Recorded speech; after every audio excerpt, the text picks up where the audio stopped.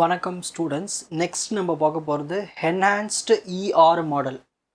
So நம்ம ஏற்கனவே ER model பார்த்தோம். அதோடைய அப்டேட்டட் வெர்ஷன் சொல்லலாம். ஓகேங்களா, இன்னும் ரொம்ப ஸ்ட்ராங்காக. First one specialisation. Breaking a general entity into more specific sub entities. ஒரு மேஜர் என்டிட்டி இருக்கும், அதுலேருந்து நம்ம உடைச்சி அதுக்குள்ளே சப் என்டிட்டிஸ்லாம் உருவாக்குவோம். இதில் example, a person can be specialised into employee and customer. இப்போ ஒரு பர்சன் ஒரு என்டிட்டி இருக்குது, அதில் நம்ம என்ன பிரிக்கலாம்? பர்சனை எம்ப்ளாயின்னு சொல்லலாம் இல்லையா, அப்புறம் கஸ்டமர்னு சொல்லலாம் இல்லையா. ஸோ இந்த மாதிரி பிரிக்கிறது தான் வந்து ஸ்பெஷலைசேஷன். ஒரு எக்ஸாம்பிள், இப்போ அக்கௌண்ட்னு இருக்குது என்டிட்டி, அதை ரெண்டாக பிரிக்கலாம் பாருங்கள். அதுக்கு ஆட்ரிபியூட்ஸ் என்ன இருக்குது? Account number, balance. இதை நம்ம ரெண்டாக உடைக்கிறோம். இப்போ அக்கௌண்ட் இருந்தால் கரண்ட் அக்கௌண்ட் இருக்கும், சேவிங்ஸ் அக்கௌண்ட் இருக்கும், ரெண்டு இருக்கு இல்லையா. இது ரவுண்ட் இந்த ஓவல் சிம்பிளாக போட்டுக்கிறது எல்லாமே ஆட்ரிபியூட்ஸ். இது மேஜர் என்டிட்டி, பேரண்ட் என்டிட்டின்னு சொல்லலாம். இதுலேருந்து ரெண்டாக பிரிஞ்சு உடஞ்சி வந்தது தான் sub entities, current account, savings account. So இந்த மாதிரி ஸ்பெஷலைசேஷன் பண்ணுவோம். Next generalization. Combining specific entities into a general or high level entity. நிறைய என்டிட்டிஸ்லாம் இருக்கும், அது எல்லாத்தையும் ஒன்று சேர்த்து ஒரு நார்மலாக சொல்கிறது, பர்ஃபெக்டாக, ஸ்ட்ராங்காக. எக்ஸாம்பிள், எம்ப்ளாயி, கஸ்டமர் நம்ம என்ன சொல்லலாம்? பர்சன்னு சொல்லலாம். அந்த மாதிரி பிரிஞ்சு இருக்கிறத ஒன்று சேர்த்து ஒரு பர்ஃபெக்டான ஒரு என்ட்ரியாக சொல்கிறது. எக்ஸாம்பிள், இப்போ ஸ்டூடெண்ட்டு, பேஷண்ட் இருக்காங்க. அப்போ நம்ம ஸ்டூடெண்ட்டு, பேஷண்ட் நம்ம என்ன சொல்லலாம்? பர்சன்னு சொல்லலாமா? ஸோ இதுதான் இங்கே generalisation. Okay, next aggregation. Treating a relationship between entities as an entity it self. அதாவது ஒரு ரிலேஷன்ஷிப்பை சொல்கிறது.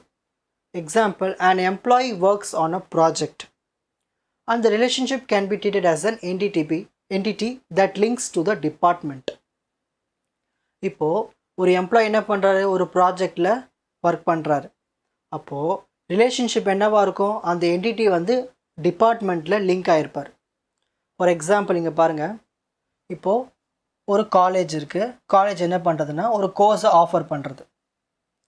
ஓகேங்களா, அப்போ ஸ்டூடெண்ட் என்ன பண்ணுவார்? என்கொயரி பண்ணி அந்த கோர்ஸஸை சூஸ் பண்ணுறது அந்த காலேஜில். இதுதான் வந்து அக்ரிகேஷன். ஓகேங்களா, link, relationship. Next constraints. First one disjoint constrain. an entity can only belong to one sub entity. A person can't be both an employee and a customer.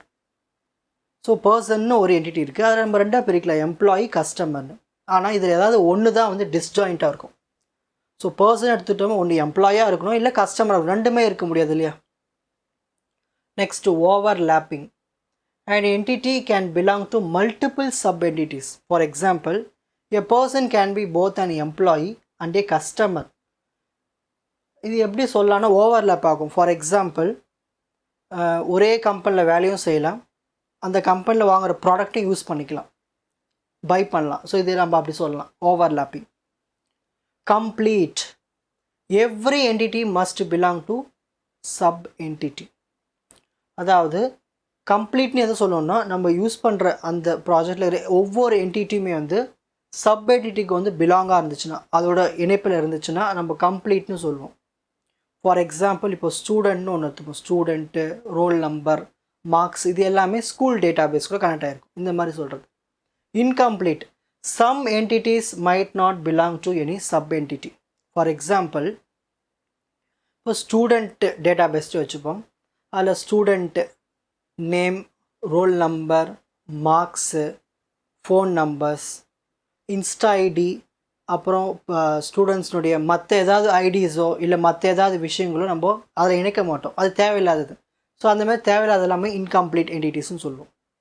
These features allow has to model more complex relationship in a database. So இந்தமாரி நம்ம நிறைய மாடல்ஸை பயன்படுத்தி தான் ஒரு பர்ஃபெக்டான ஒரு data பேஸை கொண்டு வர முடியும். அப்போ தான் நம்மளால் ஈஸியாக அக்சஸ் பண்ண முடியும்.